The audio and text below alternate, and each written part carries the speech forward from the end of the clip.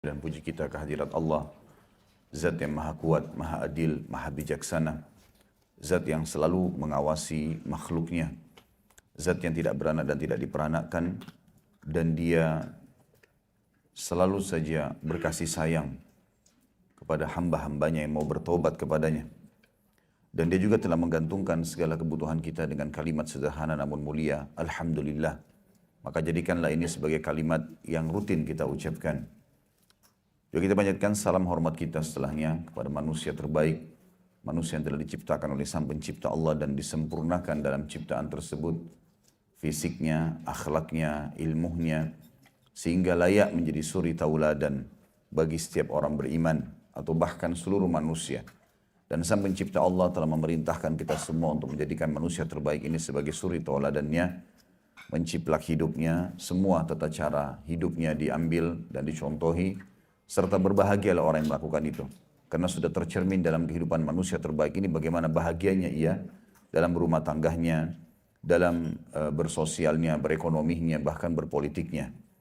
Dan Sang Pencipta Allah telah mengucapkan salam hormat langsung kepada manusia terbaik ini bersama dengan para malaikatnya dan dijadikan ibadah untuk orang-orang yang beriman. Maka sangat wajar kalau kita selalu mengucapkan salawat dan taslim kepada Nabi besar Muhammad sallallahu alaihi wasallam. Lanjutan bahasan kita ya dalam bab sabar dari kitab Riyadhus Shalihin yang ditulis oleh Imam Nawawi rahimahullah. Beliau menulis hadis ke-28 di halaman 73.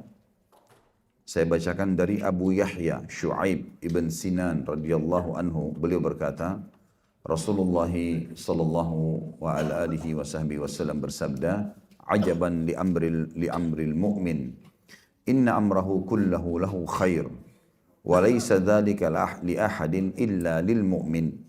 In asabathu sarra'u syakara fakana khairan lah, wa in asabathu darra'u sabara fakana khairan lah."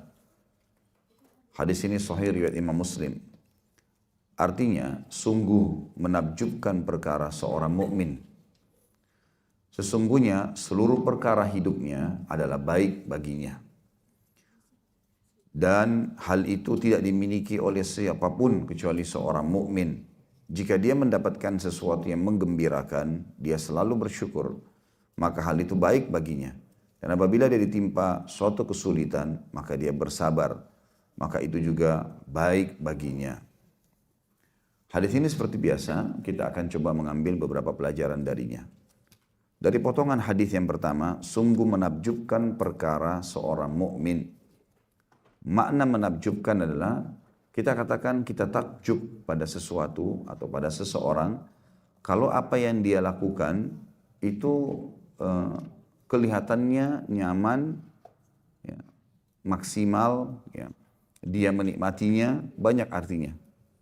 Karena kalau kita takjub melihat bangunan misalnya, berarti kita kagum, kenapa kok bisa arsitek ini membuat seperti ini misalnya. Atau kita takjub dengan sebuah mobil, maka kita kagum dengan siapa yang mendesainnya misalnya. Seperti itulah kurang lebih makna takjub. Ya. Tentu takjub ini lebih tepat kalau dialihkan kepada atau diberikan yang paling puncaknya kepada Sang Pencipta Allah. Karena Allah perlu layak kita takjub. Melihat bagaimana Allah mendesain luar biasa langit dan bumi ini. Di sekitar kita ada taman, lihat bagaimana Allah membuat daun-daun itu, pohon-pohon itu, tanahnya, segala macam, buah-buahannya. Kita sendiri dalam diri kita luar biasa bagaimana sangat menakjubkan ciptaan Sang Pencipta Allah. Namun kita bahas lingkup hadis ini saja. Sungguh menakjubkan perkara orang mukmin, artinya hidupnya orang mukmin itu selalu membuat orang lain kagum. Selalu membuat orang lain kagum. Apa masalahnya? Kok bisa orang-orang bisa kagum dengan orang mukmin? Dan tentu bagi kita yang belum sampai pada level itu harus supaya menjangkau. Makanya di kita ini seperti tanda kutip ditarik untuk mau memiliki apa yang menakjubkan itu. Ya. Seperti kalau kita lihat rumah bagus, kita tertarik untuk memilikinya, atau mobil atau apalah ya, fasilitas dunia ini. Maka seperti itulah kurang lebih. Maka di sini ada daya tarik dari awal potongan hadis. Sungguh menakjubkan perkara orang mukmin, artinya yang mukminnya sudah pasti mendapatkan, yang belum sampai pada tingkat itu dia harus berusaha menjangkaunya supaya dia juga bisa masuk dalam fasilitas takjub itu. Dia ditakjubi oleh orang lain. Dikatakan apa yang membuat orang takjub? Sesungguhnya seluruh perkaranya baik baginya. Maksudnya perkara hidupnya di dunia. Seluruh perkara hidupnya baik. Kata para ulama hadis, dari tidur sampai tidur lagi. Semua yang dia lalui, makanannya, minumannya, pakaiannya, transaksinya, interaksinya, semuanya baik. Artinya seluruh perkara hidupnya baik. Baik maksudnya adalah bisa dilaluin, mudah untuk dijangkau, mudah untuk didapatkan, ya, mudah untuk ditambah. Itu semua makna baik. Baiknya itu karena dalam hal itu tidak dimiliki siapapun kecuali orang mukmin. Artinya mustahil ada pada selain mukmin. Ini pasti hanya orang beriman. Maka kalau Bapak Ibu mau, harus jadi orang mukmin dulu. Dan orang mukmin syaratnya sederhana.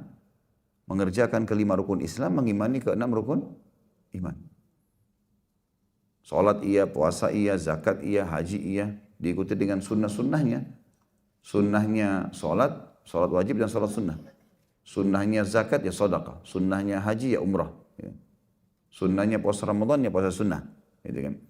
Diikuti semua kelima rukun Islam itu dengan keenam rukun iman. Yakin Allah itu ada, yakin dengan janji-janji Allah, ya. Yakin dengan ancamannya, yakin dengan malaikat-malaikat yang ditugaskan oleh Allah untuk mengawasi manusia, untuk mengurus alam semesta ini. Yakin kitab-kitab pernah Allah turunkan dari langit untuk menjadi panduan bagi manusia. Dan setiap Rasul memiliki kitab masing-masing. Ya. Yakin kalau Rasul-Rasul diutus oleh Allah, apa yang kita kerjakan, termasuk hadir di majelis ilmu seperti ini, atau mungkin ada seseorang di antara kita tadi sempat sholat duha, atau mengerjakan ibadah-ibadah yang lain, semuanya itu karena pencipta, perintah sama pencipta, pencipta dibawa oleh Rasul alaihissalatu wassalam. Kemudian kita yakin ada hari kiamat, semua yang kita kerjakan ini ada hasilnya, bukan kosong begitu saja. Ya, seperti orang sekolah, dia akan dapat ijazah, dia akan dapat penghargaan, nanti akan kita begitu. Jadi sholat, puasa yang kita kerjakan ini bukan kosong begitu saja, tapi akan kita dapatkan hasilnya. Dan itu harus diyakini. Kalau Bapak Ibu masih sholat, ada nggak sih balasannya? Nanti saya masuk surga nggak sih? Ini masih muslim, belum mukmin. Tingkat mukmin itu berbeda. Mukmin itu dia sudah menggabungkan antara rukun Islam dan rukun iman. Sholat yakin Allah ada, yakin malaikat mencatat, yakin ini disebutkan dalam kitab Al-Quran, yakin ini ada dibawa oleh Rasulullah SAW. Kemudian yakin ini akan diterima hasilnya pada hari kiamat, baik atau buruk. Ya. Baik ke surga, buruk ke neraka. Yakin ada timbangan amal. Gitu kan. Kemudian yakin tentang takdir baik dan takdir buruk. Artinya musim panas, musim dingin, semuanya itu adalah kuasa Allah. Takdir, dan itu ada bahasan tentu masalah takdirnya Allah subhanahu wa ta'ala. Di sini dikatakan, dan itu tidak dimiliki kecuali oleh orang-orang mukmin saja atau seorang mukmin. Apa sih rahasianya? Ada dua. Jika dia mendapatkan sesuatu yang menggembirakan, maka dia bersyukur. Alhamdulillah, alhamdulillah. Ya, seperti kita kalau bangun tidur, ya, badan kita semua alhamdulillah masih sehat, ya, masih segar. Sampai kata Nabi SAW, siapa yang bangun di pagi hari, dia masih punya rumah yang dia bisa bernaung padanya. Dia badannya sehat, dia masih punya makanan hari itu, maka dia orang yang paling kaya di dunia. Makna orang paling kaya maksudnya adalah orang yang paling bahagia, karena walaupun harta melimpah, tapi kalau harus pagi-pagi sudah ke rumah sakit, atau mungkin ada anggota tubuhnya yang tidak sempurna, atau mungkin rumahnya besar tapi disita, banyak hal yang. Tapi kalau kita punya tempat, walaupun kecil, tempat dia bernaung, badannya sehat, dia punya makanan hari itu, dia orang yang paling kaya. Jadi orang mukmin selalu bersyukur, dan ini password rahasia yang luar biasa nih. Cuma alhamdulillah ditambah, alhamdulillah ditambah. Sayangnya kita tidak mau pakai ini. Terbukti selepas sholat 5 waktu saja 33 kali, ini masih sulit dikerjain. Banyak orang habis sholat buru-buru berdiri, hanya karena mau minum, hanya karena mau makan, hanya karena mau angkat telepon temannya. Padahal sabda Nabi SAW jelas, siapapun habis sholat tidak berbicara dengan orang di sebelahnya, tidak berdiri dari musallahnya, tidak membatalkan wudhunya, mengeluarkan angin. Dia selesaikan dulu zikirnya, maka malaikat di atas kepalanya mengatakan, Allahumma gfirhu, Allahumma arhamhu. Ya Allah ampuni dia, ya Allah rahmati dia. Terus sampai dia melanggar 3 tadi. ngobrol sama orang di sebelah, berdiri dari musola, atau batalin wudhu. Berapa banyak orang yang sibuk dengan itu? Padahal doa malaikat selalu, ya Allah maafi, ya Allah maafkan, ya Allah rahmati, ya Allah maafkan, ya Allah rahmati. Rahmat ini kasih karunia, kasih dia sesuatu yang melampaui kebutuhannya. Banyak orang begitu, selesai salam, udah ngobrol sama temannya, udah berdiri ke meja makan, udah segala macam. Kenapa nggak selesaikan zikir dulu? Zikir 5 menit saja. Kata Nabi SAW, siapa yang habis sholat, membaca ayat kursi, tidak ada yang menghalangi antara dia dan surga, kecuali kematian. Dijamin masuk surga. Asal sholat 5 waktu, baca ayat kursi setelahnya. Sederhana sekali. Ya. Gampang itu untuk mendapatkan, asal mau saja.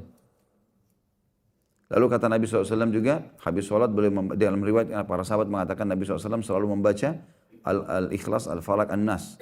Kalau sholat subuh dan sholat maghrib 3 kali. Kalau sholat rubaiyah, sholat 4 rakaat, duhur, asar dan isya, bacanya sekali-sekali. Tapi subuh dan maghrib bacanya 3 kali. Gitu kan. Kemudian kata Nabi SAW juga, siapa yang habis sholat membaca Subhanallah 33, Alhamdulillah 33, Allahu Akbar 33. Riwayat lain 34 Allahu Akbarnya. Ada 2 riwayat, 33 dan 34. Lalu dia genapkan 100-nya. Kalau kita hitung 33, 33, 30, berarti 99. Dia genapkan 100-nya dengan La ilaha illallah wahdahu la syarikalah, lahul mulku wa lahul hamdu wa huwa ala kulli syai'in qadir.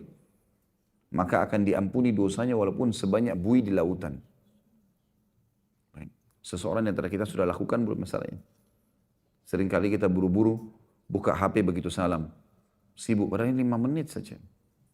Di antaranya di sini yang saksi bahasan kita adalah kalimat Alhamdulillah 33. Kalaupun ada orang mengamalkannya tidak tulus, tidak ikhlas.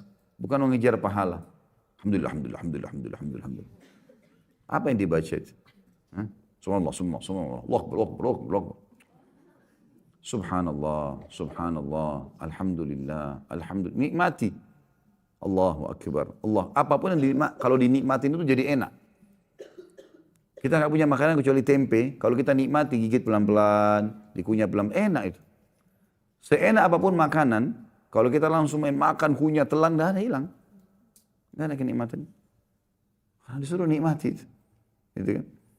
Kita kalau lagi makan, ya makan, fokus makan. Lagi tidur, ya tidur. Lagi belajar, ya belajar. Jangan bercabang pikirannya. Orang yang seperti ini, dia sudah, di otaknya seperti sudah punya file masing-masing. Rapi. Nikmati setiap kegiatan yang sedang dilakukan. Selama itu halal dalam agama, maka nikmati. Tidak usah pecah konsentrasi ke yang lainnya. Lagi tidur, ya tidur. Orang tidurnya susah. Kalau dia tidur, bawa beban pikiran semua dalam tidurnya. Akhirnya mimpinya jadi nggak enak. Sekarang saya mau tidur. Selesai, saya nggak mau kerja yang lain. Gitu kan? Dan yang paling banyak membuat beban pikiran adalah HP seseorang sekarang. Ini luar biasa. Tidur, bangun, tidur, kamar, mandi, dibawa terus. Taruh, belajar matiin HP coba, belajar. Belajar matiin HP. Ini biar dicas juga harus nyala. Kenapa? Kenapa?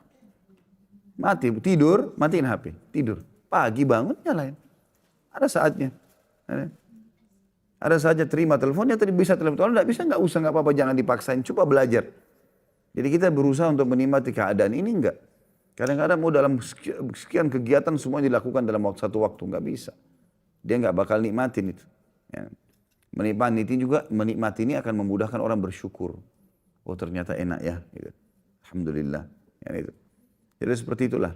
Dan kalimat sederhana, Alhamdulillah, Alhamdulillah, itu luar biasa. Oh ini tambah muda, kelihatan awet muda ya, Alhamdulillah. Kelihatan tua ya, Alhamdulillah. Enggak apa-apa. Enggak apa-apa. Kenapa malu? Enggak masalah. Saya tadi mau keluar, anak saya bilang, sekolah ya nak? Nah, teman-teman aku bilang aku gemuk. Enggak apa-apa nak, jawab. Bilang Alhamdulillah aku sehat, makanya gemuk. Enggak apa-apa. Jawab. Enggak apa-apa. Kalau setiap perkataan orang kita mau pegang ini susah ini. Alhamdulillah. Kelihatannya gemuk ya? Alhamdulillah. Kelihatannya kurus ya? Alhamdulillah. Enggak apa-apa. Lesu kelihatannya? Alhamdulillah. Enggak apa-apa. Alhamdulillah aja pokoknya. Biasakan Alhamdulillah. Ya. Makanya semua apapun yang kita anggap tidak baik, belum tentu loh tidak baik buat kita. Saya sudah pernah kasih contoh. Kalau lapar, ditanya, ada yang mau lapar? Jawabannya tidak mau lapar. Mau capek nggak? Nggak mau capek. Tapi kalau tanpa lapar nggak enak kita makan. Jadi mulai sekarang kalau lapar bilang apa? Alhamdulillah. Jangan aduh lapar. Kalau capek, alhamdulillah. Karena dengan capek enak tidurnya. Coba kalau kita bekerja capek sekali, tidur 2-3 jam. Luar biasa. Nyamannya. Tapi kalau dari pagi tidur terus sampai malam, malam suruh tidur lagi nggak mau tidur kan? Berarti capek itu sebuah nikmat loh. Fasilitas untuk menikmati itu. Haus juga gitu. Kita jadi tahu nikmatnya minum itu luar biasa. Sampai sakit sebuah nikmat. Karena dengan sakit kita tahu nilainya. Sekarang kalau kita lagi meriang kita baru tahu enaknya air es ya. Orang itu minum enak sekali diteguk air es. Kita sekarang sentuh aja nggak enak itu. Berarti semua ini nikmatnya Allah yang luar biasa. Password sederhana. Alhamdulillah. Harus selalu diucapkan itu. Alhamdulillah, alhamdulillah, alhamdulillah. Selalu. Syukuri. Ya. Kalau lihat kendaraannya orang lebih tua dari kita di depan, alhamdulillah. Mobil kita lebih tua, alhamdulillah. Balik harus adil. Jangan kalau kita lebih enak saja, alhamdulillah. Kita juga begitu, alhamdulillah nggak apa-apa. Syukuri semua. Ini hanya dimiliki oleh orang beriman. Gitu kan. Dan untuk bersyukur kepada Allah, ada juga satu hal, tanggahnya, fasilitasnya adalah sangka baik dengan Allah.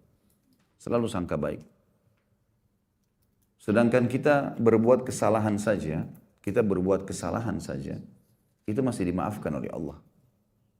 Walaupun kita buat salah sebesar apapun Allah bisa maafkan. Sangka baik selalu sama Allah. Kita keluar, kayaknya nggak bisa nih, kayaknya nggak bisa.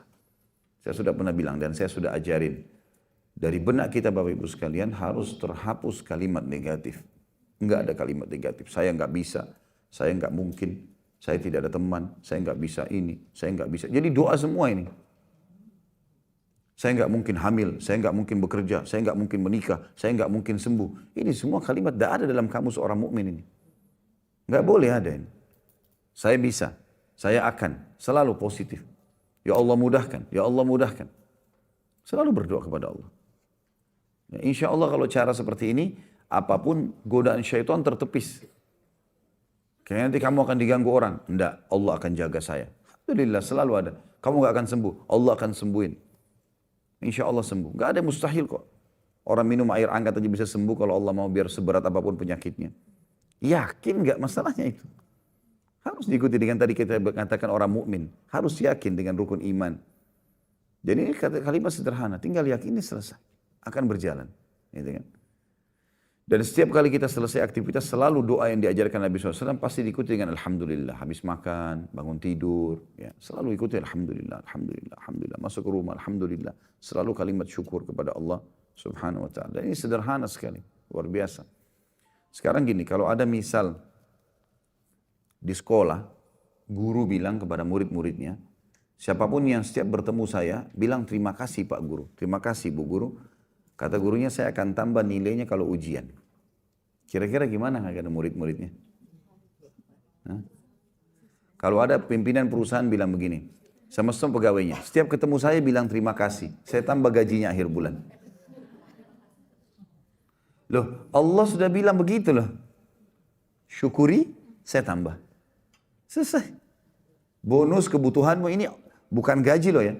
Nafas, penglihatan, pendengaran, semua ini darah bisa ngalir di urat-urat, tulang-tulang kita bisa kuat. Semuanya ini hanya dengan Alhamdulillah saja. Itu syukur.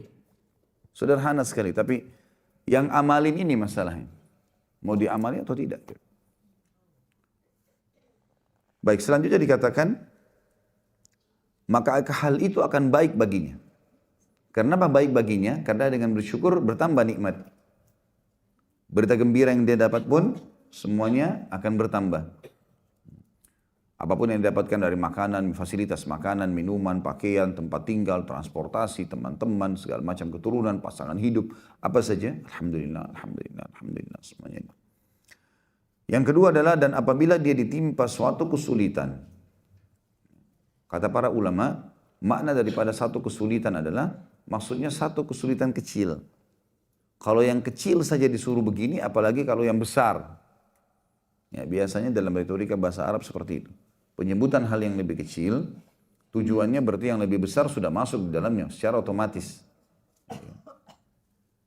Maka kalau satu kesulitan kecil apa saja, seperti para sahabat dan para salaful ummah dulu, para tabi'in, mereka kalau jalan kakinya kesentuh batu, innalillahi wa inna ilaihi rajiun. Kesentuh batu. Mungkin kita keseleo, ya. Mau keluar rumah hujan, innalillahi wa inna ilaihi rajiun. Apa saja. Mau pakai pakaian, ternyata belum dicuci, innalillahi wa inna ilaihi rajiun. Mau makan, masakannya belum jadi, innalillahi wa inna ilaihi rajiun. Tidak usah marah-marah, gak ada gunanya marah-marah. Kalau marah-marah sama pembantunya, ya, sudah tegang otot-ototnya, ya, urat-uratnya, makanannya juga belum jadi. Kalau kita marah tiba-tiba jadi bagus ini. Masalahnya nggak jadi, nggak ada gunanya. Sekarang ban mobilnya pecah, marah-marah, apa manfaatnya? Ada manfaatnya nggak? Nggak ada. Sudah tegang, mobilnya tetap begitu. Sama aja. Berarti kita disuruh kalau ada kesulitan, sabar. Ini yang kita bahasakan di sini. Dan apabila ditimpa suatu kesulitan, dia bersikap sabar. Apa definisi sabar? Buka catatan lagi. Kebiasaan buruk. Ilmu yang di hati, bukan di tulisan. Bab kita yang awal ini bab. Sabar itu menerima takdir Allah dan ikhtiar mencari jalan keluar. Bukan sabar duduk manis ini.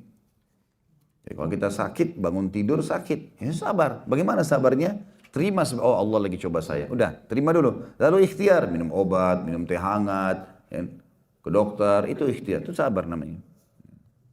Dan tidak masuk dalam sabar orang kalau vakum, sakit nggak mau berobat, udah nah apa-apa deh gini aja nanti Allah sembuhin. Itu nggak sabar namanya. Nanti akhirnya dia sangka buruk sama Allah. Allah sudah kasih ilmu kedokteran, Allah sudah kasih fasilitas, Allah kasih akal untuk berpikir, lisan untuk bertanya, telinga untuk mendengar informasi. Nggak boleh kita begini. Gunakan fasilitas semuanya.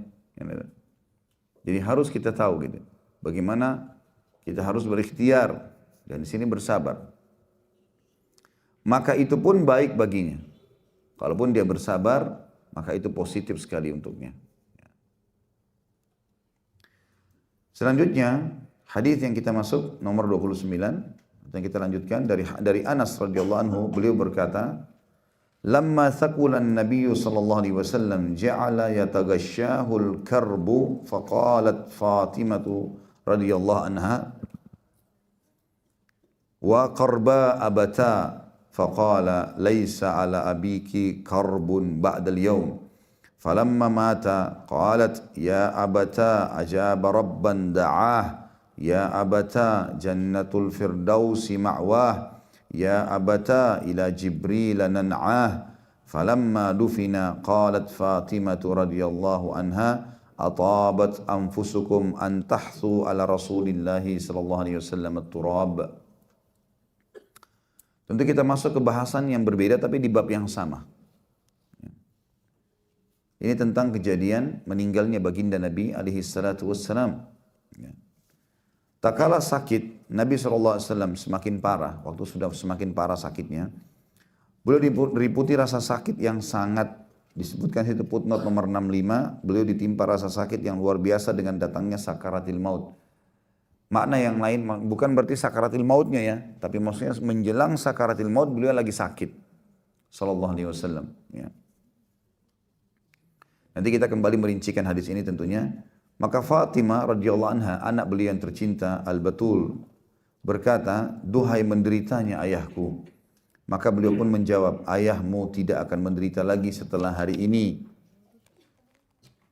Dan makna setelah hari ini adalah, dilihat di situ ada footnote nomor 66, karena beliau akan segera pergi meninggalkan negeri fana yang penuh dengan kesengsaraan, berpindah ke negeri abadi yang penuh dengan kenikmatan. Maksudnya akan meninggal. Tak kala beliau meninggal, dia berkata, maksudnya Fatimah radhiyallahu anha, "Duhai ayahku, dia telah memenuhi panggilan Rabb yang memanggilnya. Duhai ayahku, surga Firdaus tempat tinggalnya. Duhai ayahku, kepada Jibril kami menyampaikan kabar wafatnya." Maka ketika beliau telah dikebumikan, maka Fatimah pun radhiyallahu anha berkata lagi kepada para sahabat, "Apakah diri kalian merasa tenang menimbun tanah di atas jenazah Rasulullah sallallahu alaihi wasallam?" Dan hadis ini riwayatkan oleh Imam Bukhari. Kita seperti tadi atau seperti biasa merincikan hadis ini dan kita sekaligus ambil pelajaran. Tadi hadis yang sebelumnya sudah ya. Jadi kita mengambil beberapa pelajaran tadi ya. Poin yang pertama makna mukmin, ya. Kemudian poin yang kedua masalah syukur dan metodenya, contoh-contohnya. Kemudian yang ketiga sabar. Ya. Baik, dari sini hadis 29 kita ambil pelajaran. Yang pertama adalah tak kala sakit Nabi SAW semakin parah. Artinya kalau Nabi SAW saja sakit apalagi kita. Kita juga pasti sakit. Tidak ada orang seumur hidup sampai mati nggak pernah sakit, itu nggak mungkin. Cuma tinggal berat atau ringannya saja. Ada sakit-sakit kata para ulama yang sifatnya memang umum. Allah Subhanahu wa taala datangkan untuk umumnya orang seperti flu, demam, ya. Sakit kepala, sakit gigi. Ini semua orang kena. Ini sudah standar Allah Subhanahu wa taala datangkan perbuatan hamba itu. Dan ini kita bagi dua. Ada yang dia sebabkan dari diri dia sendiri. Ada yang disebabkan dari pendapatan dia. Misal diri sendiri begini. Ada orang sengaja ugal-ugalan, balap-balap. Akhirnya tabrakan. Patah kakinya. Ini perbuatan dia sendiri. Orang narkotika, sengaja suntik-suntik badannya. Dia sendiri yang buat masalah. Pergaulan bebas, hamil di luar nikah. Dia sendiri bikin malu, rusakin namanya. Ya. Ini nggak perlu terjadi, nggak boleh ini. Allah SWT larang ini. Dalam Al-Quran Allah berfirman, A'udzubillahi minasyaitonirrajim, wa la tuhliku anfusakum. Jangan binasakan diri kalian. Tapi maaf saya nggak ingat di ayat dan surah apa ini. Tapi jelas ada firman Allah yang berbunyi, wa la tuhliku anfusakum. Jangan binasakan diri kalian. Makna ini kata ulama tafsir, jangan pernah jerumuskan diri kalian pada hal yang merusak nama kalian, merusak fisik kalian, merusak harta kalian, atau merusak martabat kalian. Nggak boleh ini. Nggak boleh orang sengaja mempertaruhkan hartanya, nama baiknya, nggak boleh. Kita tahu ini bahaya, jangan. Nggak usah. Gitu kan?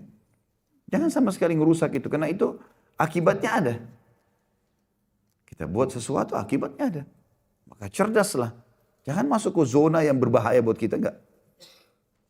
Nggak boleh sama sekali. Jangan binasakan diri, maksudnya jangan binasakan diri, jangan jerumuskan diri pada yang bahaya. Tubuh kita, harta kita, keluarga kita, martabat kita, semua nggak boleh. Haram dalam Islam. Jadi ini harus difahami dosa ya. Nggak boleh kalau bapak ibu sengaja ngerusak nama baiknya, mempertaruhkan hanya karena pergaulan bebas misalnya. Itu haram loh. Pergaulan zinanya haram, jedah masuk ke sana ngerusak nama dosa. Nggak boleh kita rusak nama baik kita. Allah kasih kita baik-baik kok, terhormat. Ngapain kita rusak? Hartanya sengaja dimasukkan pada hal-hal yang haram seperti orang main judi, nggak jelas. Dia taruh, hilang sekian juta, sekian ratus juta, sekian miliar. Bertaruh-taruh. Untuk apa bertaruh ini? Untuk apa kita bertaruh? Harta kita lebih baik kita simpan, pakai pada saat perlu. Kan gitu. Untuk apa kita jerumuskan hal yang tidak perlu? Nah, ini semua masuk. Mempertaruhkan rumah tangga, mempertaruhkan fisik kita, ini semua tidak boleh. Ini yang pertama. Yang kedua adalah disebabkan karena pendapatan dia, income. Nah ini biasanya income ini dia sengaja memasukkan harta haram atau syubhat kepada dia, ini jadi penyakit ini. Ini jadi penyakit. Nah biasanya ini penyakit-penyakit kronis ini. Penyakit kronis, bahaya sekali. Apa saja, stroke misalnya, atau apalah, penyakit-penyakit berat. Ini umumnya kalau di muhasabah dari income. Dan kalau resep dari kami, kalau dari para da'i-da'i, resepnya untuk sembuh dari penyakit kronis, bukan medis. Ya, coba sedekah. Jadi muhasabah, kira-kira kita minta sama Allah petunjuk, sholat, sujud sama Allah, minta di sholat tahajud. Ya Allah berikan petunjuk, penyebab penyakit hamba ini apa?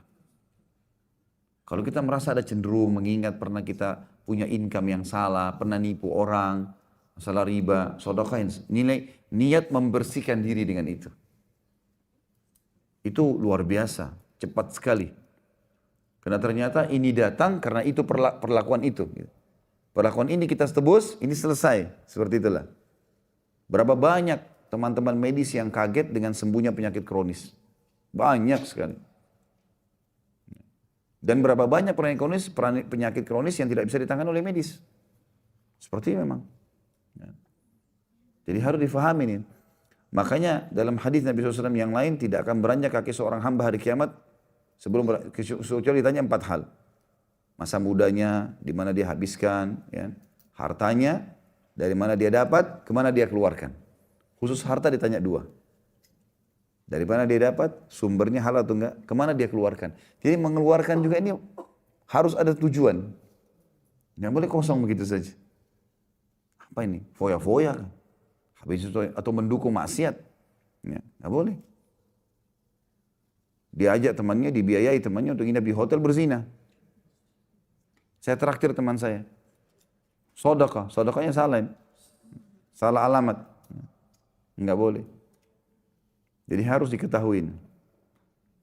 Masuk juga di dalamnya ada 3. Ada yang ketiga saya tadi lupa sampaikan, tapi ada yang ketiga di sini. Penyebab penyakit juga adalah perilaku yang kita lakukan pada orang lain. Tapi syaratnya menyakiti. Kayak misal kita mukul orang, kita juga nanti dipukul. Ya. Ada orang menampar, dia juga ditampar. Ada orang menendang, dia akan ditendang. Namanya kisos dalam agama. Dalam hukum syariat Allah pun dibalas yang sama. Ada orang tonjok, giginya orang jatuh, dia juga harus ditonjok. Resikonya begitu. Jadi jangan heran nanti dia tabrakan giginya hancur. Naudzubillah. Dia pernah tonjok orang, jatuhin giginya orang. Gimana? Balasan datang. Ada hadis yang mulia kata Nabi SAW dihasankan oleh para ulama. Tidak ada seseorang yang menghinakan atau menjurumuskan seseorang pada sesuatu keburukan. Kecuali dia akan ditimpa hal yang sama sebelum dia mati. Misal gini, jangan sampai ini ya. Kalau ada orang, bapak ibu bilang begini, kamu pencuri ya? Padahal sebenarnya dia bukan pencuri. Tuduhan ini kalau kita nggak segera bersihkan, minta maaf sama dia segala macam, pasti sebelum kita meninggal kita akan mencuri. Itu sunnatullah, nggak bisa dibantai itu. Jangan tuduhkan sembarangan kepada orang. Dia. Kecuali pasti jelas depan mata ada saksi segala macam. Kalau nggak usah. Dan tidak usah terlalu berlebihan seakan-akan kita tidak punya Tuhan. Allah ini mengawasi semua. Ubun-ubun kita ini Allah yang ngawasin. Dalam salah satu doa dikatakan Nabi SAW, nasiyati biyadik. Ubun-ubunku ada di genggamanmu. Allah setiap saat bisa cabut roh seseorang, bisa pincangkan kakinya, bisa tabrakan, bisa mati. Gak usah terlalu berlebihan. Ada orang ini zalimi saya Ustaz. Ya biarin aja. Kita ikhtiar. Ada sesuatu yang kita bisa lakukan, kita buktikan ini. Tetap berlaku fitnah, biarin. Makin berat dia melakukan fitnah, maka makin berat hukuman buat dia. Kebodohan orang yang menganggap, si fulan bisa ditipu, di satu pengajian bisa ditipu semua. Nah, makin banyak musuhnya, makin berat hukumannya. Zina sekali beda hukumannya dengan 10 kali zina. Makin berlarut seseorang pada dosa, makin berat hukumannya. Makin berat. Jadi harus digarisbawahi poin ini. Jangan pernah sakiti fisiknya orang lain. Saya sudah bilang kalau ibu dan bapak sekalian diajak bertengkar, tinggalkan. Kamu begini, kamu udah aja bertengkar. Sudahlah, terserah kamu. Saya benar, ya sudah kamu benar. Tidak apa-apa, tinggalin aja. Nggak usah bertengkar. Nggak perlu, nggak ada gunanya bertengkar itu. Akhirnya kita emosi juga, akhirnya kita kata-katanya juga kasar, dia kasar, kita kasar. Dia dosa, kita dosa. Ya, rugi. Untuk apa bersih tegang? Nggak usah. Kalau kita lewatin saja mungkin ada sedikit sakit hati, sudah tidak apa-apa. Tahan, sudah pergi aja. Sabar. Kita sudah belajar tadi. Sabar termasuk kalau dia bertengkar adalah terima, oh ini cobaan dari Allah, sudahlah. Lalu tinggalkan. Ikhtiar kita itu. Gak usah ribut, gak usah bertengkar, gak usah. Ada hak kita diambil baik. Hak kita bisa tuntut. Dengan cara apa yang bisa kita tuntut. Ya. Jadi tidak usah habisin umur situ. Tidak ada gunanya sama sekali. Kalau sampai seseorang pun membahayakan maka bisa saja. Ada orang dia mau bahayakan orang lain, Allah langsung hukum. Banyak kasus terjadi begitu. Ya. Luar biasa gitu. Salah satu kemarin kita sempat ada acara pengajian tabligh akbar di Makassar. Waktu sudah lagi sementara berjalan tabligh akbar, rupanya ada satu orang datang, entah benar atau enggak, tapi mengaku seperti aparat keamanan. Terus kayak marah-marah gitu, kesannya gitu. Subhanallah, baru dia tanya, mana ketua panitia ini? Dia lagi di atas motor.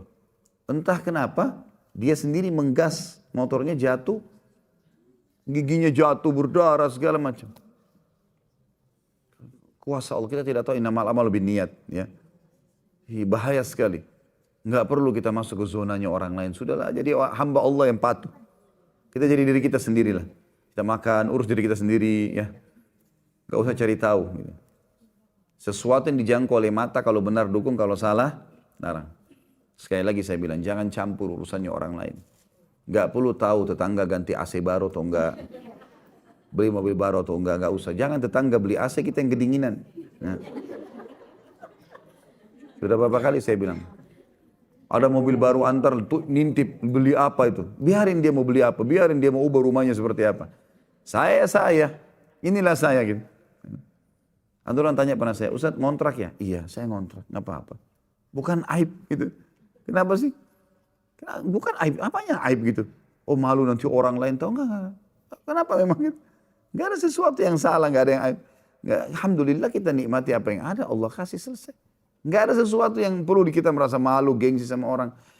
Enggak ada, ini bagi seorang mukmin. Harus difahami poin ini. Kembali ke masalah tadi.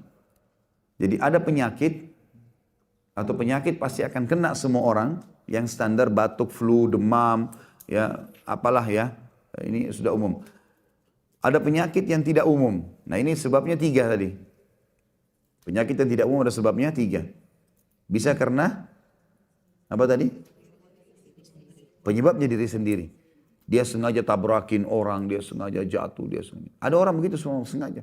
Di Saudi itu kebongkar ada orang gara-gara mau jual narkotika di Saudi, dia sampai sengaja tabrakin kakinya di Riyadh. Sengaja, mobil lagi lewat dia tabrak kakinya. Patah kakinya, diamputasi. Pakai kaki palsu. Ternyata kaki palsunya dipakai untuk taruh narkotika. Ketangkap. Rupanya kan kalau dia pakai kaki palsu kan lewat-lewat alat itu kan bunyi nggak apa-apa. Punya surat dokter. Tapi lama-lama sudah bersekian lama dia jalan, polisinya jadi curiga. Kok ini orang bolak-balik terus? Biasanya orang yang kerja di Saudi itu harus ada izin dari sponsor untuk bolak-balik. Orang kok 1 tahun sampai 2-3 kali balik. Tiba-tiba polisi bilang, coba saya mau periksa kaki kamu. Gak tahu kenapa dia. Polisi pun waktu diwawancara dia bilang, saya gak tahu kenapa saya mau bilang itu. Coba cek kaki kamu. Dia bilang, ini surat dari enggak, saya gak mau tahu. Harus buka. Buka ternyata ada narkotika. Ada orang gitu, subhanallah. Aneh. Untuk apa gitu? Gak ada gunanya. Ada orang juga gitu di Saudi gitu sama. Dia tangannya entah patah atau dia pakai gip. Kemudian pas lewat bunyi tapi nggak apa-apa gitu. Subhanallah, kuasa Allah, dia masuk kamar mandi, kepleset, jatuh pecah, ketahuan ada narkotika. Kuasa, mau sembunyi di mana sih gitu? Mau kemana kita? Sehebat apa sih gitu? Sehebat apa? Makin kita pasrah kepada Allah, makin kita ikut peraturan, makin kita jadi hamba Allah yang baik, makin enak loh sebenarnya. Jangan buat masalah dalam hidup ini. Gak usah buat masalah, untuk apa? Itu penyebab diri sendiri. Atau ya, income yang haram, mendatangkan penyakit kronis, atau mengganggu orang lain, menyakiti secara fisik atau kata-kata. Semua berlaku pada kita. Nah, sudah pernah kita jelaskan hadis Nabi SAW, kama tadinu tudan. Sebagaimana kau berperilaku, kau pun akan dibalas itu. Ya. Saya sudah sempat kirimkan kemarin di Buninis ya, kalau tidak salah ada yang RBT yang sudah direkam suara. Itu diantaranya ada yang kita rekam dan memang disengaja disebari untuk menjadi dakwah. Jadi pada saat ada panggilan masuk, itu memang panggilannya itu. Termasuk hadis tadi, balasan perbuatanmu. Selalu dengar, ingat. Kama tadinu tudan, sebagaimana kau berperilaku kau akan dibalas yang sama. Hari ini kau gunjing, kau akan digunjing. Besok hari ini kau fitnah, besok kau akan difitnah. Hari ini kau mukul, besok kau akan dipukul. Tidak bisa lolos. Nggak bisa lolos. Jangan buat itu. Tidak usah masuk ke zona itu. Baik. Kemudian tentu berhubungan juga dengan masalah sakit. Pelajaran yang kita ambil adalah Nabi SAW bersabda dalam sebuah hadis, Allah tidak turunkan penyakit kecuali Allah datangkan obat bersamanya. Jadi tidak benar itu pernyataan yang mengatakan penyakit ini tidak ada obatnya. Itu mungkin penelitian sementara para medis. Kan banyak penyakit yang dulu dianggap tidak ada obatnya sekarang ada kan? Tapi yang jelas kita sebagai seorang muslim tahu tidak ada penyakit kecuali ada obatnya, itu hadis sahih. Allah tidak menurunkan penyakit kecuali Allah turunkan bersamanya obatnya. Maka berobatlah wahai hamba-hamba Allah. Berarti kita nggak boleh vakum, suruh berobat. Ya. Saya nggak mau minum vitamin sekarang. Karena saya pikir nggak usah lah, nggak perlu. Padahal sebenarnya dia perlu. Kenapa nggak dipakai? Konsumsi, nggak ada masalah. Selama bahannya halal nggak ada masalah. Gitu kan? Ini kaidah penting dalam masalah pengobatan. Tidak ada penyakit kecuali Allah turunkan bersamanya. Tidak ada penyakit kecuali Allah turunkan bersamanya pengobatnya. Ini pasti, nggak mungkin tidak. Gitu kan? Lalu kata Nabi SAW, dan berobatlah wahai hamba-hamba Allah. Ikhtiar, silakan. Ingat, siapa yang bergerak, dia yang dapat. Itu pepatah bahasa Arab. Ya. Artinya, mengkhayal orang mau dikenal, orang mau berprestasi, lalu tidak ada hasil, tidak ada karyanya. Mengkhayal itu. Dia mau sembuh tapi tidak ada ikhtiarnya. Mengkhayal ini semua. Gimana caranya? Mau menikah tapi tidak ada ikhtiar. Berdoa, berusaha, memperbaiki namanya. Ya. Orang pasti akan mau. Kan gitu. Harus ada ikhtiar. Dan orang yang tidak ada ikhtiar ini mengkhayal mau jadi orang punya nama, nggak mungkin, mustahil. Yang bergerak dia akan dapatkan. Dalam bahasa Arab yang lain dikatakan taharrak fa inna fi harakati barakah. Bergeraklah, beraktivitaslah, berusahalah, berkreasilah. Karena di gerak itu, di kreasi itu, di kreativitas itu ada berkah. Asal baik Allah insya Allah akan kasih. Ya. Yang kedua dalam masalah pengobatan, tadi saya sudah kasih tahu ya. Jadi tidak ada penyakit kecuali ada obatnya. Yang kedua, tidak boleh berobat dengan yang haram. Itu kaidah juga. Tidak boleh berobat pada yang haram. Sebagaimana sabda Nabi SAW, Allah tidak menjadikan kesembuhan kalian pada hal yang diharamkannya. Allah tidak jadikan kesembuhan kalian pada hal yang diharamkan. Jadi kalau dokter mengatakan, pakai obat ini, kita nggak punya lagi obat lain. Kalau enggak nggak bisa. Dan ini dari babi, nggak boleh, haram, nggak bisa. Sudahlah, jangan terima. Nggak mungkin. Masa kita lebih percaya dokter daripada Rasulullah SAW? Mana iman kita ini? Nggak mungkin itu. Nanti kita akan kuatkan dengan poin yang ketiga.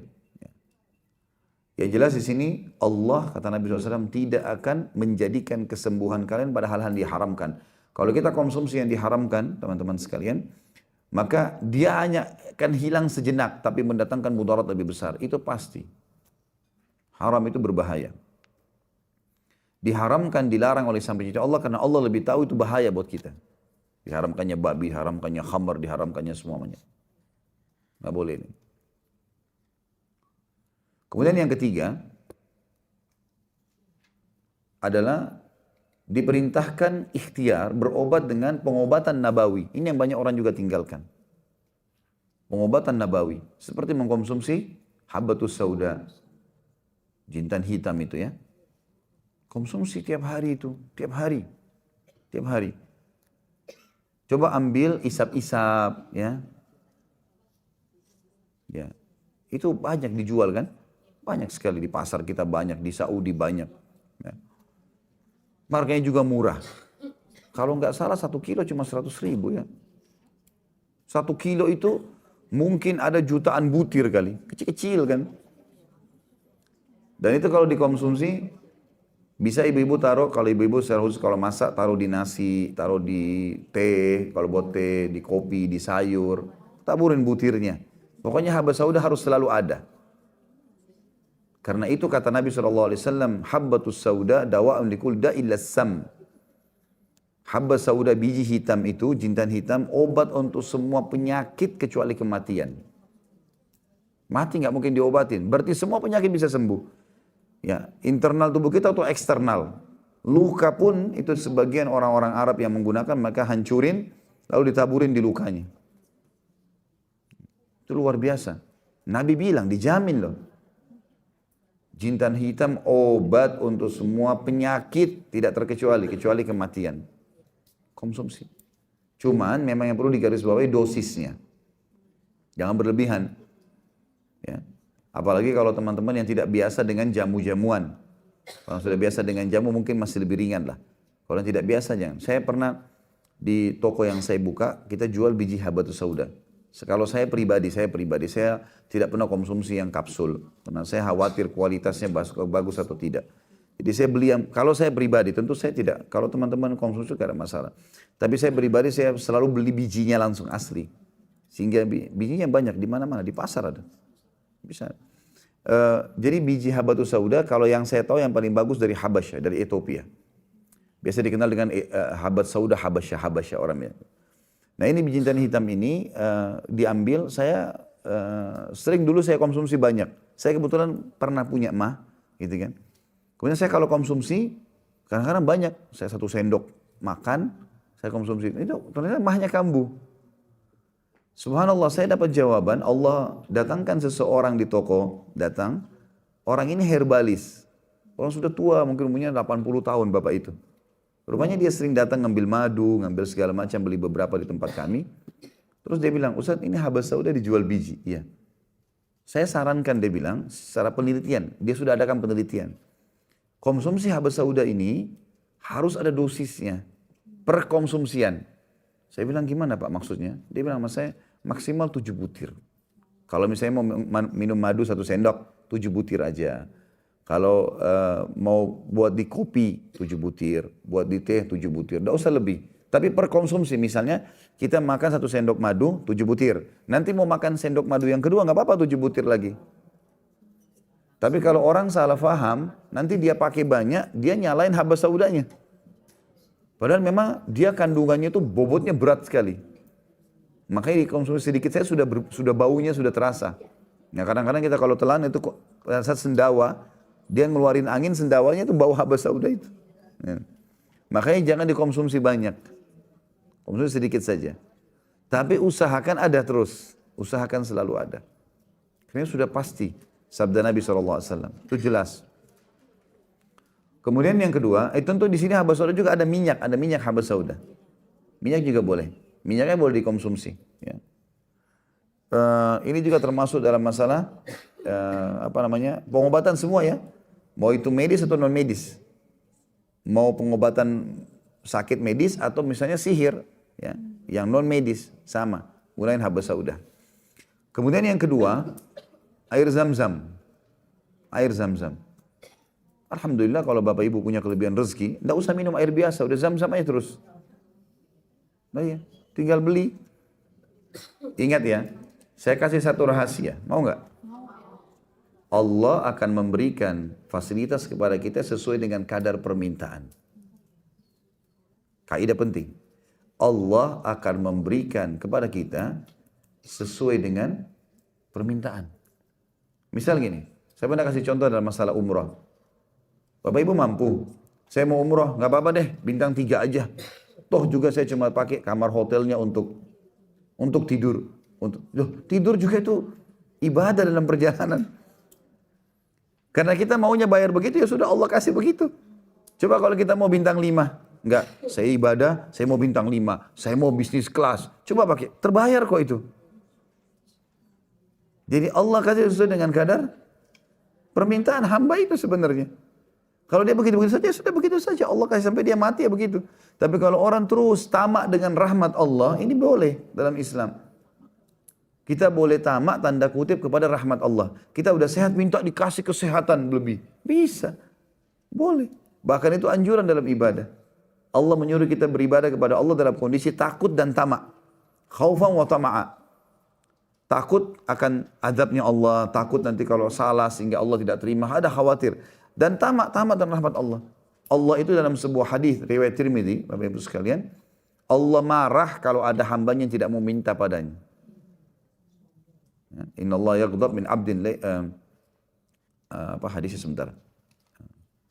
Man lam yad'ullah yaghdab alaih, kata Nabi SAW. Siapa yang tidak berdoa pada Allah, Allah akan marah padanya. Bayangkan kita kalau tidak minta, Allah marah.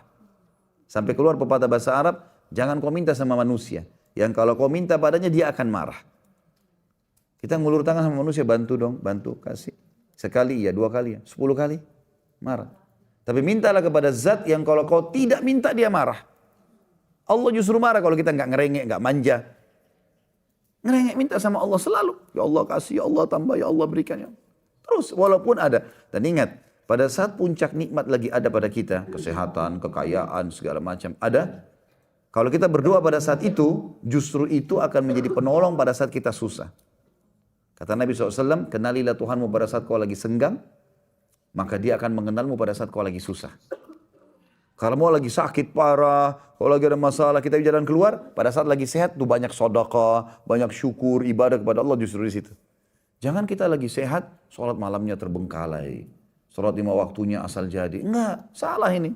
Nanti kalau ada masalah baru mau rajin sama Allah. Enggak bisa. Kita balik kasusnya, dalam agama begitu. Kalau dalam senggang kita bisa lakukan, maka dalam sedih kita akan sulit, lebih mudah melakukannya. Makanya harus digarisbawahi ini. Ya. Ini yang keberapa tadi? Yang ketiga. Yang pertama tadi apa?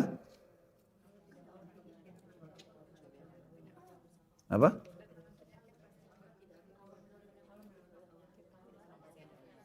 Ya, Allah tidak akan turunkan penyakit kecuali ada obat bersamanya. Itu kaidah penting. Jadi jangan bilang ada penyakit tidak ada obatnya. Itu bohong, nggak benar. Allah dan Rasulnya sudah benarkan ini. Nggak mungkin, hadis sahih itu. Yang kedua, tidak boleh berobat pada yang haram. Ingat ini. Kita selalu di Indonesia kadang-kadang dikurung dengan konsep, oh nggak ada lagi obat kecuali ini. Dan ini dari lemak babi. Gimana caranya? Nggak boleh. Allah haramkan. Yang ciptakan organ kita haramkan. Gimana? Jangan. Nggak boleh. Mati itu ajal. Mau sehat, mau sakit pasti mati. Nggak ada hubungannya sama sekali. Yang ketiga, disuruh ikhtiar berobat secara nabawi. Kita sudah tadi sebutkan, yang pertama habas sauda, yang kedua air zam-zam. Nah zam-zam ini beli selalu, konsumsi. Insya Allah Allah akan kasih sesuai dengan permintaan kita. Udah, saya mulai sekarang maunya minum zam-zam. Allah mudah itu nanti. Beli aja terus, tidak usah bilang oh mahal. Udah. Kita ini Allah sendiri, Allah yang alirkan darah dalam tubuh kita kok. Kok begitu sangka buruknya sama Allah, seakan-akan Allah tidak akan kasih. Kasih, asal mau. Dan zam-zam kata Nabi SAW, zam-zam liman syuribalah. Zam-zam sesuai dengan kadar orang yang, sesuai dengan niat orang yang meminumnya. Dalam hadisnya dikatakan zam-zam obat yang menyembuhkan. Itu riwayat yang lain. Riwayat yang lain lagi kata Nabi SAW, zam-zam adalah makanan dan minuman dan makanan sekaligus. Mengenyangkan. Sampai Abi Dzar radhiyallahu anhu pernah 40 hari di Mekah, tidak makan apa-apa kecuali minum zam-zam. Hidup. Sangat luar biasa bagusnya itu. Ya. Kemudian yang ketiga, madu. Enggak. Masih pengobatan. Kan kita, poin ketiga tadi kan pengobatan nabawi. Kita baru sebutkan habas sauda yang pertama. Ini rinciannya. Zam-zam. Kemudian yang ketiga, madu. Ya. Madu. Mengkonsumsi madu adalah bagian daripada syariat kita. Dan Allah sebutkan dalam surah An-Nahl. Surah tentang lebah. Ya. Disebutkan tentang madu itu. Dari perut lebah itu keluar minuman yang sehat dan obat untuk manusia. Ya. Tapi tentu beli madunya, beli madu yang bagus. Ya. Ingat, Allah akan kasih sesuai dengan kadar permintaan. Udah ini aja deh, kena murah beli. Gak apa-apa. Walaupun gulanya 1 kilo gak apa-apa. Jangan. Madu ini mahal. Pasti kan harga tidak mungkin bohong ya. Dikasih mahal ya memang karena kualitasnya bagus. Gitu kan. Kualitasnya bagus. Jadi memang cari madu yang bagus. Madu yang bagus, yang kualitas bagus itu bisa saja 1 sendok itu manfaatnya seperti 1 kilo, 1 botol madu yang biasa. Oh madu ini murah, 50 ribu, 100 ribu aja saya beli. Kecuali orang betul-betul dalam kondisi tidak mampu ya, lain. Tapi kalau dia mampu kenapa enggak? Gitu kan. Beli yang bagus sekalian. Jadi kita konsumsi. Nah, kita bisa menggabungkan ketiganya. Ya. Habatus sauda ditaburi 7 butir, di 1 gelas air zam-zam, 1 sendok madu. Ya. Jadi kita sudah gabungkan 3-3. Bilang Masya Allah, bukan wadu.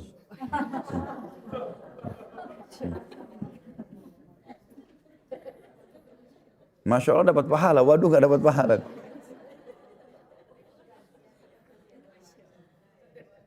Jadi kita bisa gabungin ketiganya. Nah, madu, kalau madu yang asli, nggak ada dosisnya.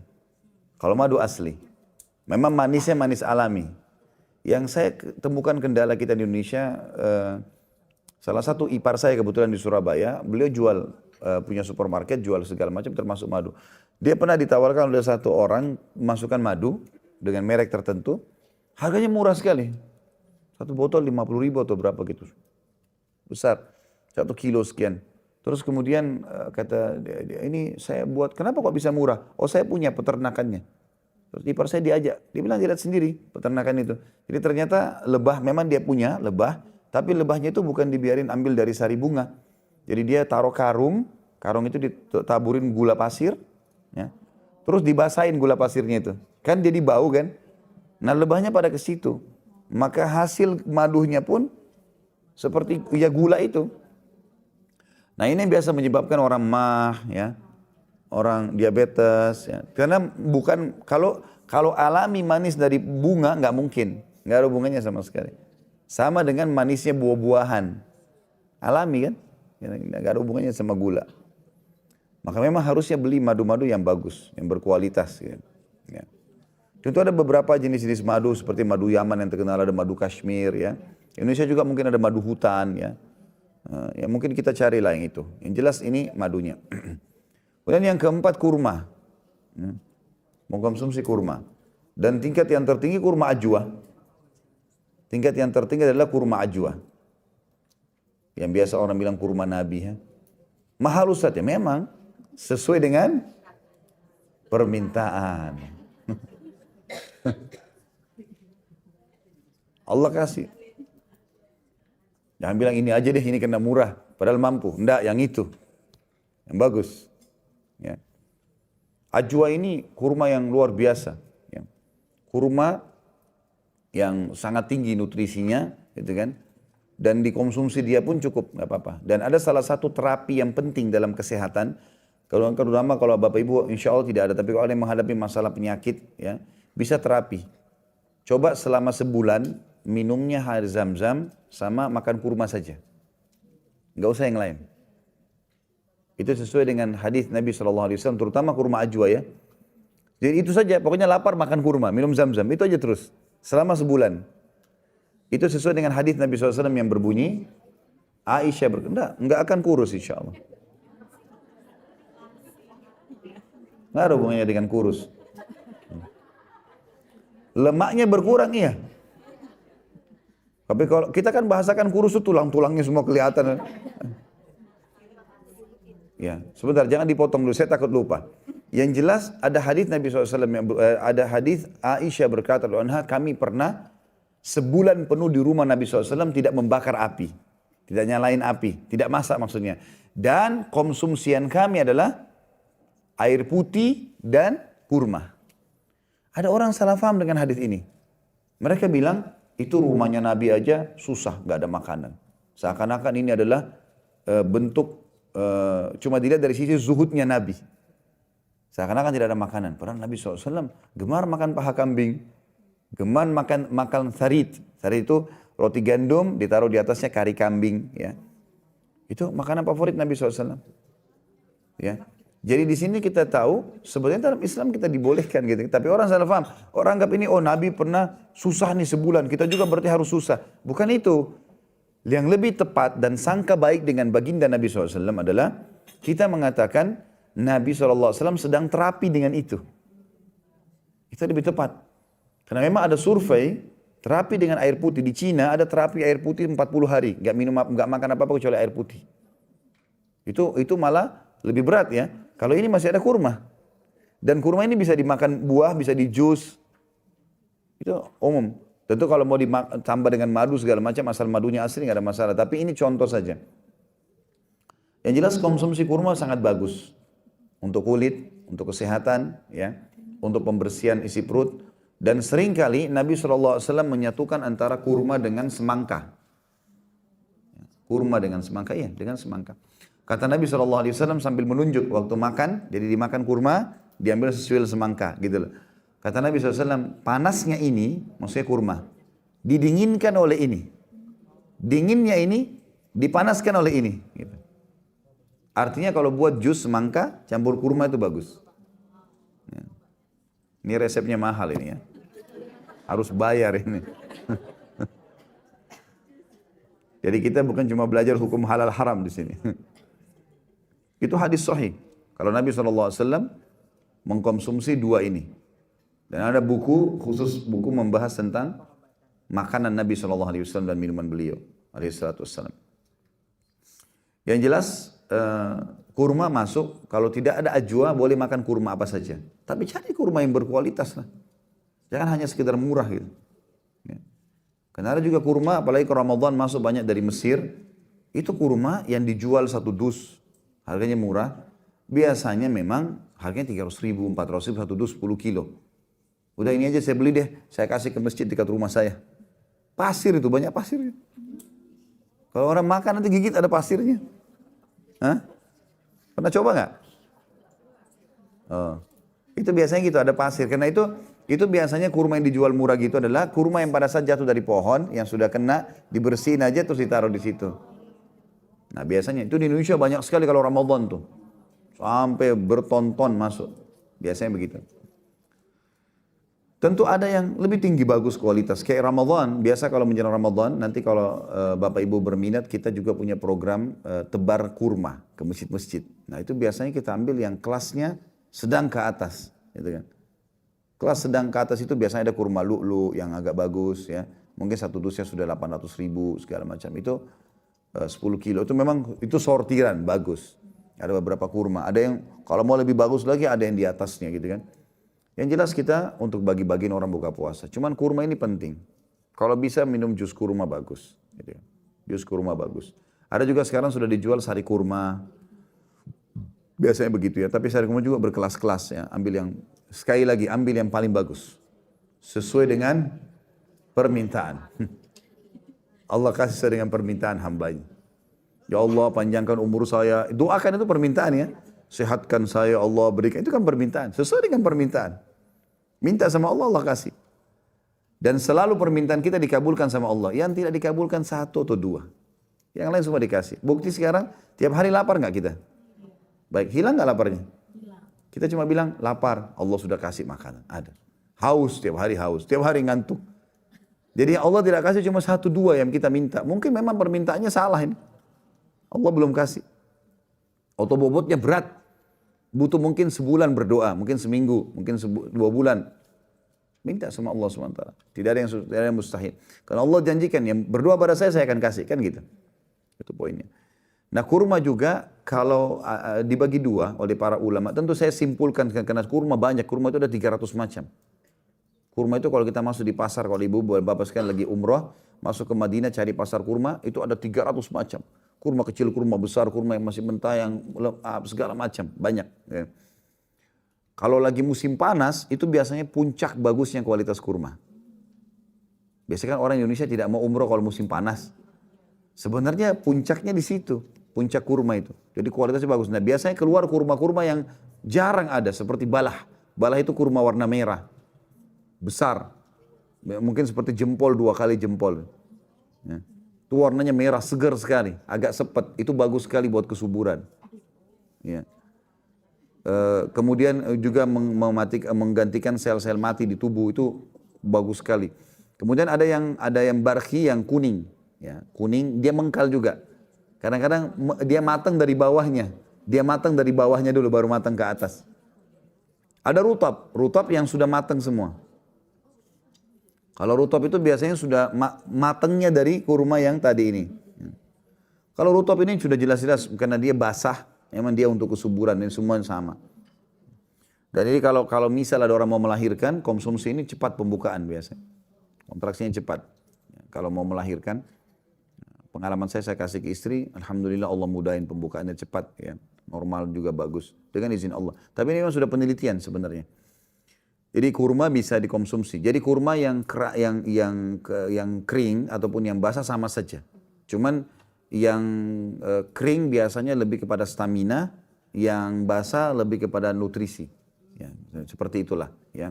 Jadi anak kecil pun kalau mau ditahnik, baru lahir mau ditempelin di langit-langitnya kurma yang dikunyah, itu harusnya yang rutab, yang lembut. Ya.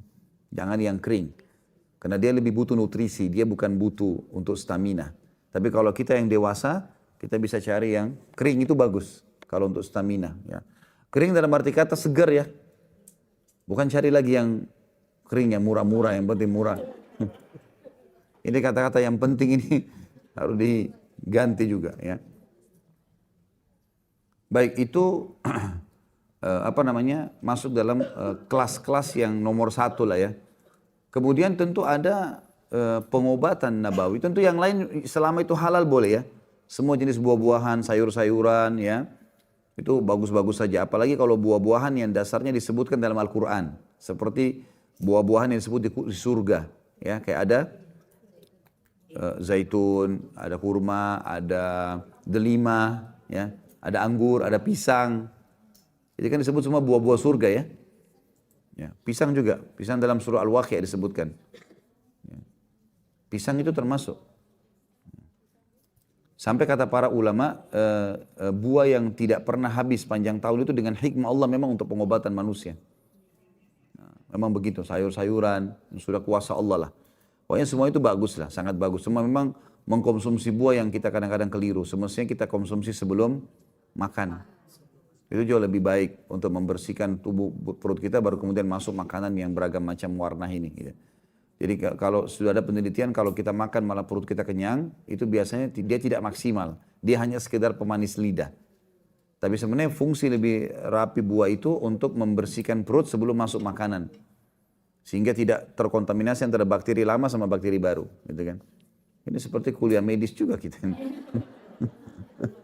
Baiklah. Yang jelas seperti itu ya. Semua buah-buahan, semua sayur itu bermanfaat dan itu sudah ditulis oleh para ulama dalam pengobatan nabawiyah.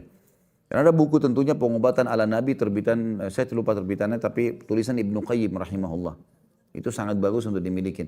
Tentu itu banyak sekali ya, banyak satu termasuk buah-buah tadi ada buah zaitun ya. Semua umumnya buah-buahan tadi saya bilang saya tidak rincikan tapi tadi induknya yang 4 itu. Ya.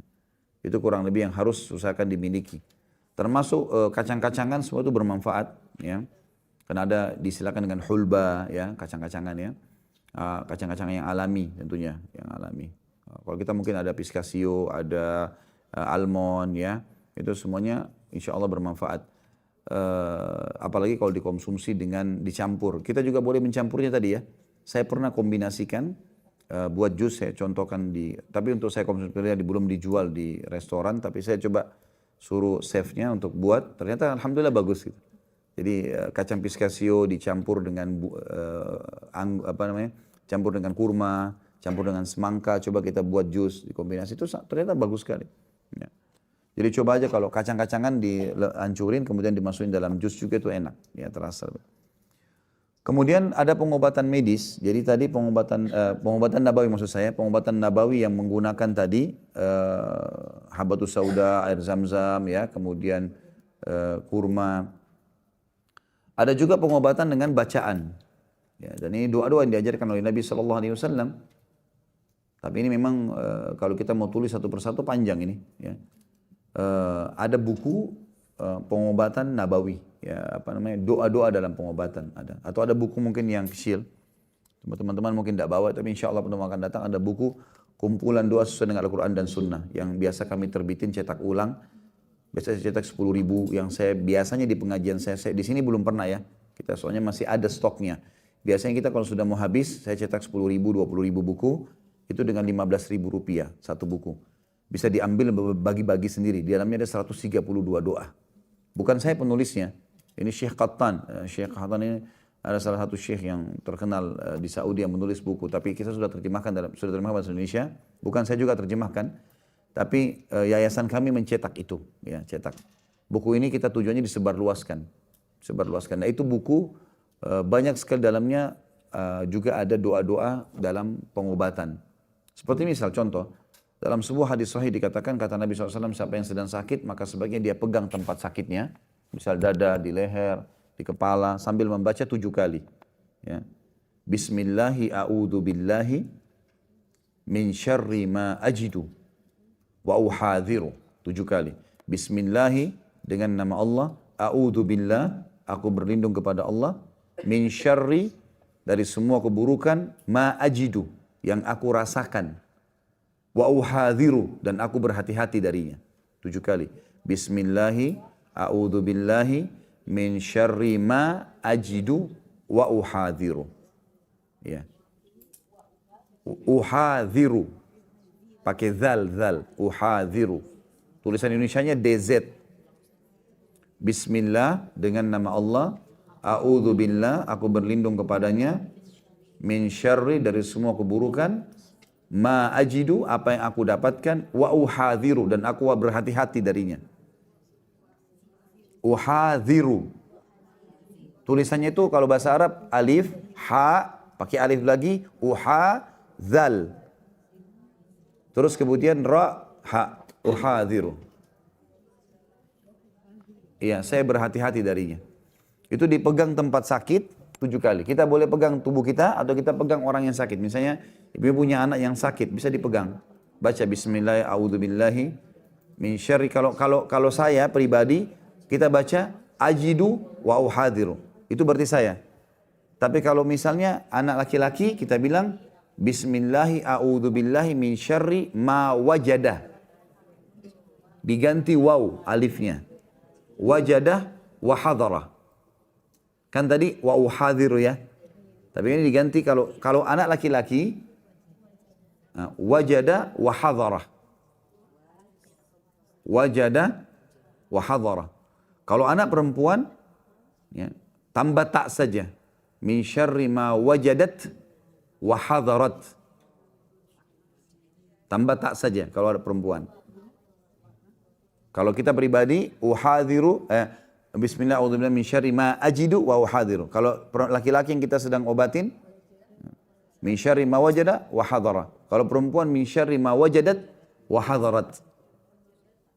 Ya. Ini dipegang anggota tubuh, dibaca 7 kali.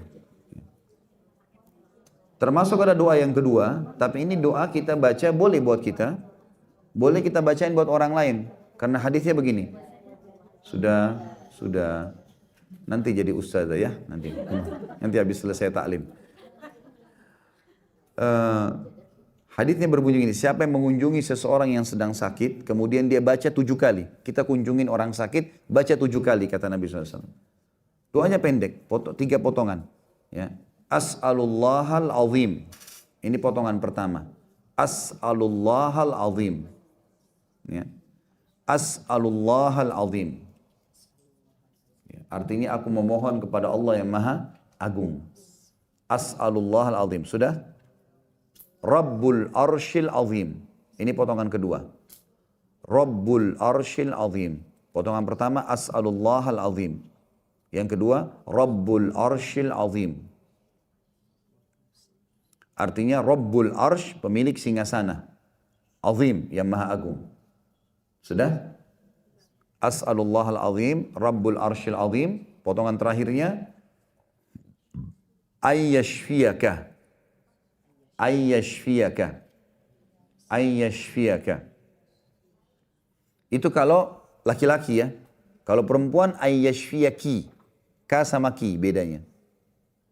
Kita baca 7 kali. As'alullahal azim, Rabbul arshil azim, ayyashfiyaka. Atau ayyashfiyaki. Terus begitu. Dibaca 7 kali. Tentu masih ada yang lainnya ya. Kalau kita mau sebutkan sekarang ini waktunya nggak cukup. Jadi harus kembali ke buku memang. Harus kembali ke buku. Saya akan sebutkan paling 3 atau 4 saja ya. Yang ketiga, kita juga bisa baca Bismillahi turbati ardina. Bismillahi turbati ardina. Ya, turbati ardina. Ditulis saja dulu nanti terjemahkan. Bismillahi turbati ardina. Turbati ardina. Bismillah dengan nama Allah.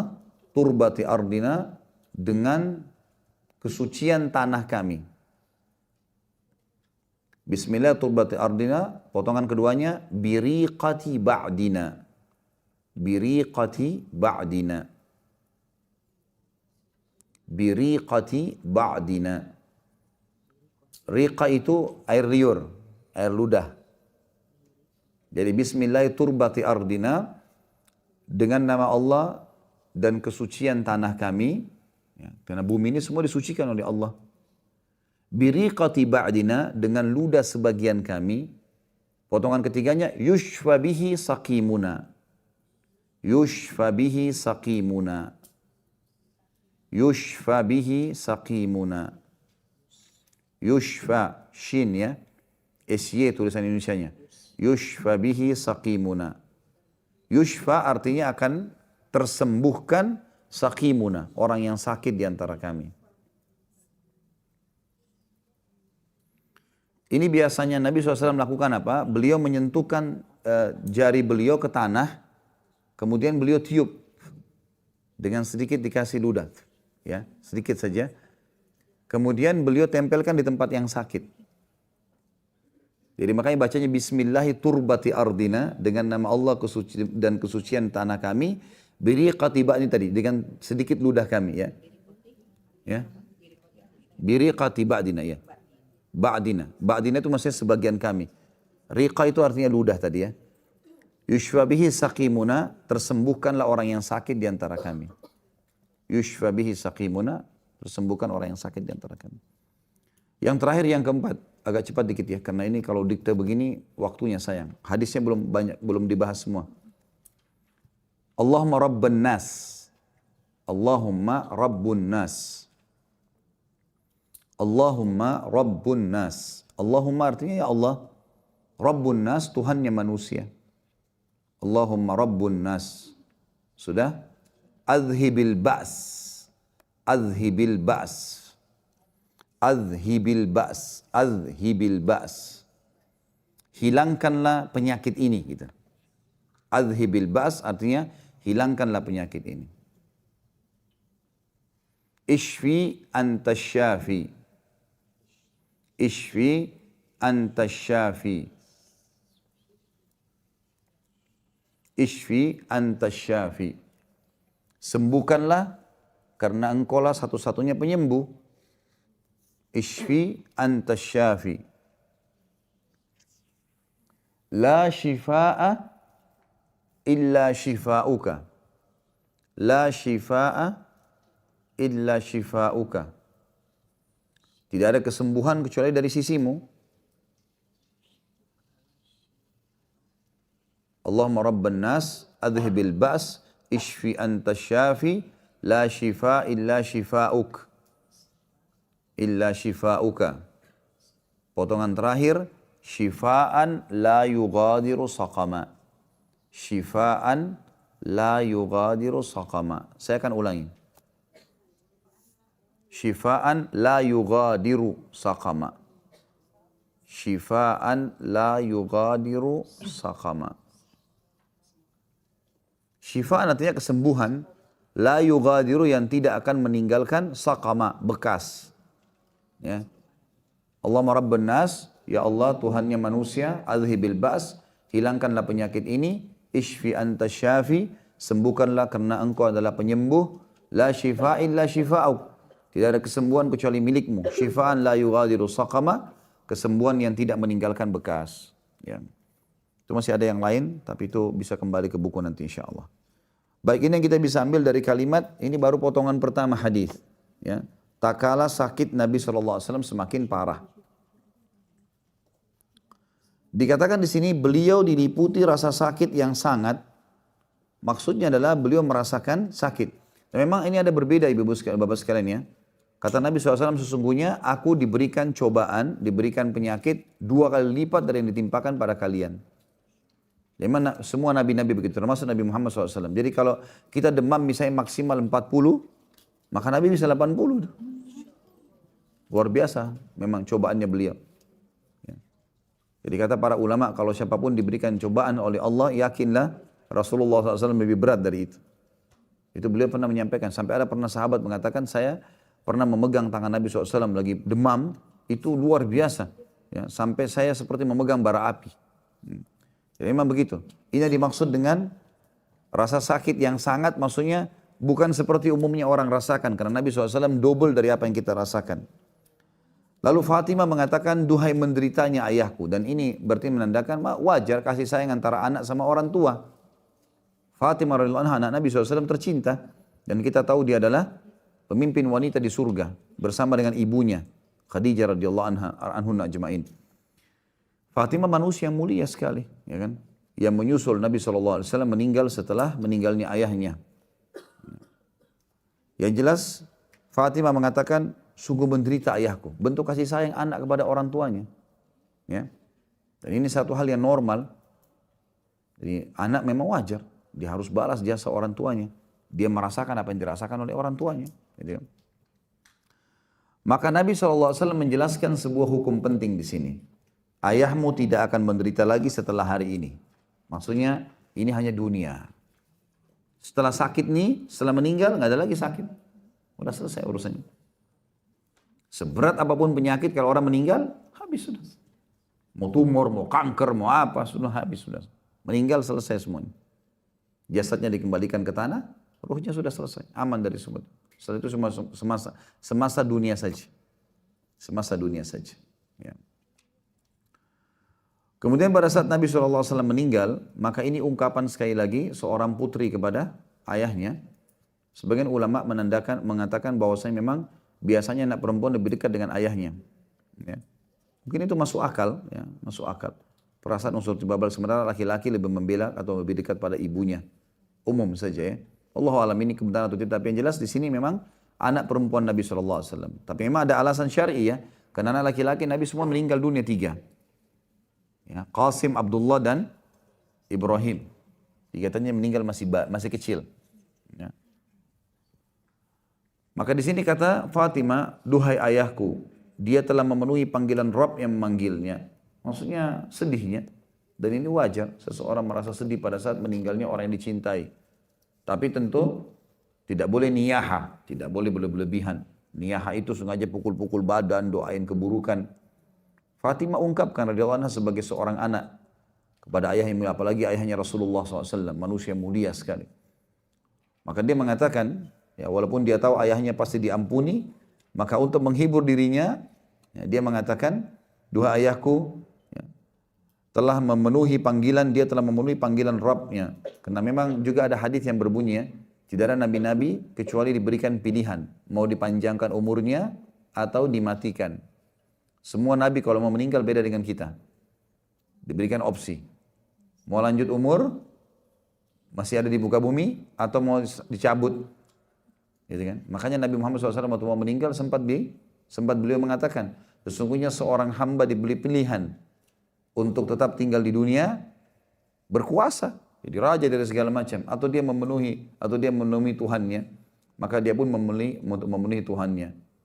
Makanya Nabi SAW waktu menghembuskan nafas terakhir, beliau sempat mengatakan, barir rafiqul a'la, saya lebih pilih pertemuan dengan zat yang maha tinggi. Gitu. Sampai hanya beliau hembuskan nafas terakhirnya sallallahu alaihi wasallam. Dan ini juga pelajaran Bapak Ibu sekalian, kalau Rasulullah SAW mati apalagi kita. Dan mati adalah sebuah pintu bagi orang mukmin justru kebahagiaan. Bagi orang mukmin mati kebahagiaan, karena dengan mati dia akan menuju kehidupan abadi. Jadi enggak perlu kita orang mukmin tidak bakal takut ini. Makanya dari awal bahasan kita orang mukmin. Karena orang mukmin memang baik semua keadaannya. Dia mati pun aman, enggak ada masalah buat dia. Yang perlu khawatir kalau kita punya masalah di dunia, hati-hati. Banyaknya dosa tidak sempat minta taubat kepada Allah, atau punya masalah dengan orang belum sempat kita selesaikan. Nah ini yang berat. Makanya harus diselesaikan. Dan dari awal saya bilang jangan campuri urusan orang lain.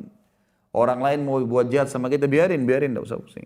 Nah, kuasa Allah. Kita ikhtiar semaksimal mungkin, selebihnya sudah. Tidak usah lagi dicampuri. Allah punya kuasa kok menyelesaikan masalah. Makin orang manja sama Allah, maka makin dipenuhi kebutuhannya. Kemudian dikatakan, wahai ayahku, duhai ayahku, surga Firdaus tempat tinggalnya. Dan memang tentu surga Firdaus surga tertinggi. Ya, dihuni oleh 4 golongan, para nabi-nabi, para syuhada, para siddiq, orang-orang yang jujur, orang yang mati syahid, orang yang jujur, dan juga orang-orang saleh. Dan Nabi Muhammad SAW memiliki tempat tertinggi. Ini memang janji. Kemudian juga kata dia, duhai ayahku, kepada Jibril kami menyampaikan kabar wafatnya. Maksudnya adalah kami mengatakan kami mengikuti informasi dari Jibril. Maka ketika beliau telah dikebumikan, Fatimah masih tersentuh lagi sebagai seorang anak. Dia mengatakan, ya, apakah diri kalian merasa tenang menimbun tanah di atas jenazah Rasulullah SAW? Artinya, bagaimana bisa ya, gitu. Jasad Rasulullah ditaruh, karena kan harus ditaruh di tanah, ditaruh lahat terus ditutup dengan tanah. Rasulullah juga ngalamin itu. Dan ini pelajaran besar. Kalau Rasulullah SAW saja begitu, berarti orang tua kita, suami kita, istri kita, anak kita kalau meninggal ya sama. Tidak usah kita bilang, oh saya nggak tega lihat ini. Rasulullah aja dikubur. Seperti itu. Dan ini juga menandakan kalau kita semua akan melalui itu semua. Jadi tinggal tunggu waktu saja. Jangan berlalai-lalai, Bapak Ibu sekalian, hati-hati. Jangan berlalai-lalai. Peringatan sudah banyak yang datang. Sudah berapa lembar rambut putih kita. Lihat perubahan dari kita masih remaja dulu, sekarang sudah umur berapa. Jangan terus lalai ini. Ya, ini bukan menakut-nakuti, tapi memang harus berakal kita, harus cerdas. Harus hati-hati, tidak boleh sembarangan. Allah alam. Jadi itu insya Allah bahasan kita pada hari ini. Karena saya ada taklim lagi di tempat lain, harus jam 10 saya ngisi. Kemudian juga duhur saya harus juga ada pengajian tempat lain. Insya Allah kita masih di bab sabar, masih sama, masih lanjutin bahasan kita. Jadi kalau ada pertanyaan berhubungan dengan tema 2 hadis tadi, silakan ditulis, nanti insya Allah diberikan kepada teman-teman tim pertemuan akan datang. Kemudian nanti akan dikasih ke saya setelah disortir tentunya. Mungkin begitu saja, kita berdoa kepada Allah Subhanahu wa taala, semoga majelis kita diberkahi olehnya dan dijadikan sebagai tambahan amal kita pada hari kiamat. Semoga saja seluruh amal yang pernah kita kerjakan, sekecil sampai sebesar apapun, diterima dengan kemahamurahannya sampai menjelang ajal datang nanti. Dan semoga semua dosa yang pernah kita kerjakan dengan kemahamurahan Sang Pencipta diganti menjadi pahala. Dan kita selalu mendoakan Indonesia agar menjadi negara yang aman, damai, makmur, tentram. Seluruh muslimin berada di bawah bendera ukhuwah Islamiyah, diangkat perselisihan di antara mereka, dan dalam ibadah mereka kembali kepada Al-Quran dan Sunnah sehingga diterima oleh Sang Pencipta Allah. Dan semoga kita dikarunia semuanya pemimpin kita di seluruh Indonesia tidak terkecuali, semuanya muslim, adil, kembali kepada Al-Quran dan Sunnah, dan semoga Indonesia menjadi contoh bagi negara yang lain. Dan juga kita mendoakan saudara kita di Palestina, di Syria, di Yaman, di Irak, di Myanmar, di Ahsa, dimanapun mereka sedang terlindas. Semoga Allah ikhlaskan niat mereka, terima para syuhada mereka, mulakan Islam di tangan mereka dan tangan kita semua. Dan semoga Allah partisipasikan kita bersama mereka di pahala, baik dengan doa, dengan harta, juga dengan jiwa kita. Dan semoga Allah dengan kemahamurahannya menyatukan kita semua di surga firdausnya tanpa hisab. Sebagaimana satu kita di majelis ilmu yang mulia ini. Kalau ada benar dari Allah, kalau salah dari saya mohon dimaafkan. Subhanakallahumma bihamdika asyhadu an la ilaha illa anta astaghfiruka wa atubu ilaik. Wassalamualaikum warahmatullahi wabarakatuh.